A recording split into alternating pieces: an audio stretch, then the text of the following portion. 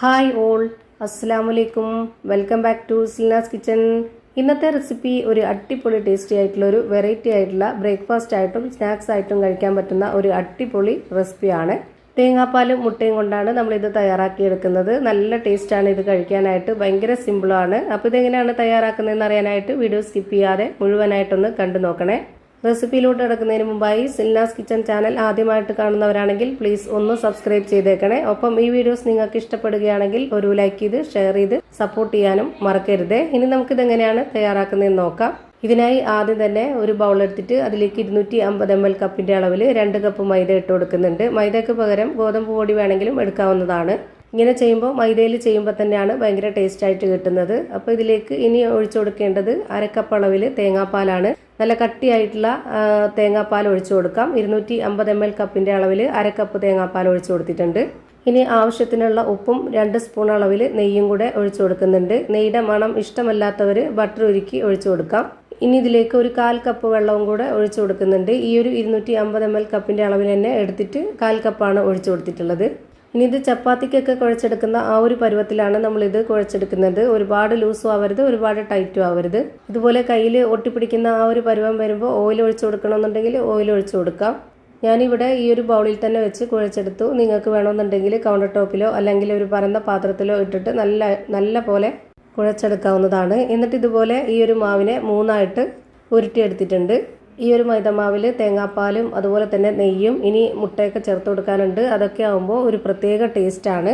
അതുപോലെ നമ്മൾ ഇതിൽ മധുരം ഇട്ട് കൊടുത്തിട്ട് നമുക്ക് ഒരു സ്നാക്സ് ആയിട്ട് അങ്ങനെ വേണമെങ്കിലും കഴിക്കാം. അതല്ലാന്നുണ്ടെങ്കിൽ മധുരം ഒഴിവാക്കിയിട്ട് നമുക്ക് ഏതെങ്കിലും ചിക്കൻ കറിയുടെ കൂടെയോ ബീഫ് കറി, മട്ടൻ കറി അങ്ങനെയുള്ള കറികളുടെ കൂടെയൊക്കെ കഴിക്കാനാണെങ്കിലും ഒരു പ്രത്യേക ടേസ്റ്റാണ്. ഇപ്പോൾ ഞാനിതുപോലെ ഒരു ബോളിലേക്ക് കുറച്ച് പൊടി ഇട്ട് കൊടുത്തതിന് ശേഷം അതിലേക്ക് നമ്മൾ ബോളാക്കി വെച്ചിട്ടുള്ള ഒരു മാവ് എടുത്തിട്ട് ഇതുപോലെ ഒന്ന് നന്നായിട്ട് പരത്തിയെടുക്കുന്നുണ്ട്. ഇതിനെ പ്രത്യേകിച്ച് ആകൃതിയോ ഷേപ്പോ ഒന്നും വേണമെന്നില്ല. ഇതുപോലെ നന്നായിട്ടൊന്ന് പരത്തിയെടുക്കുക. ഒരുപാട് വലിച്ച് പരത്തിയെടുക്കരുത്.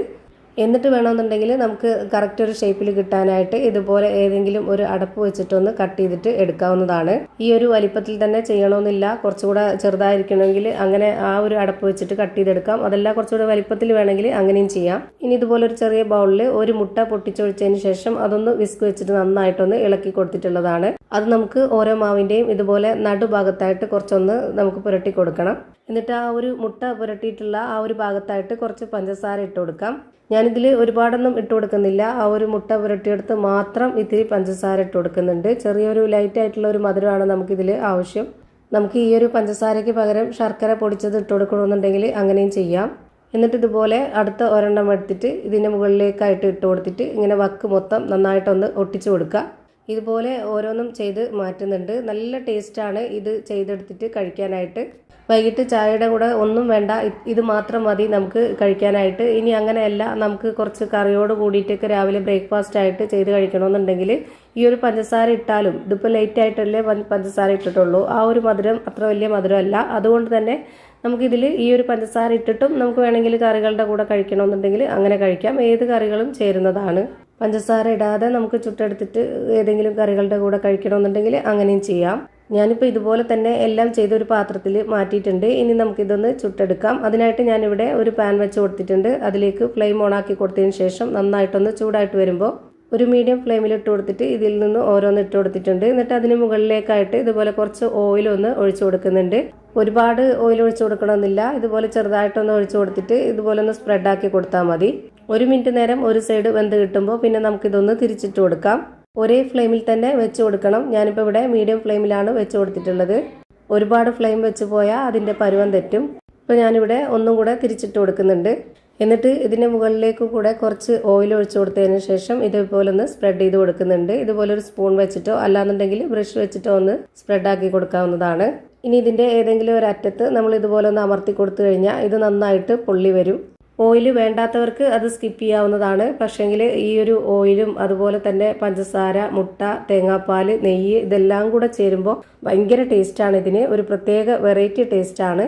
ഞാനിതുപോലെ ഒരു പ്രാവശ്യം കൂടെ ഒന്ന് തിരിച്ചിട്ട് കൊടുക്കുന്നുണ്ട്. എന്നിട്ടാണ് ഇത് എടുക്കുന്നത്. ഈ ഒരു പരുവത്തിൽ നമുക്ക് എല്ലാം ചുട്ടെടുക്കാം. നമ്മുടെ വീട്ടിൽ വരുന്ന ഗസ്റ്റുകൾക്കാണെന്നുണ്ടെങ്കിലും നമുക്ക് ഇടയ്ക്കൊക്കെ ഒരു വെറൈറ്റി ചെയ്ത് കഴിക്കണമെന്ന് തോന്നുമ്പോഴാണെങ്കിലും ഇതുപോലെയൊക്കെ ഒന്ന് ചെയ്ത് നോക്കുക. കുട്ടികൾക്കാണെങ്കിലും വലിയവർക്കാണെങ്കിലും ഒരുപോലെ ഇഷ്ടാവും.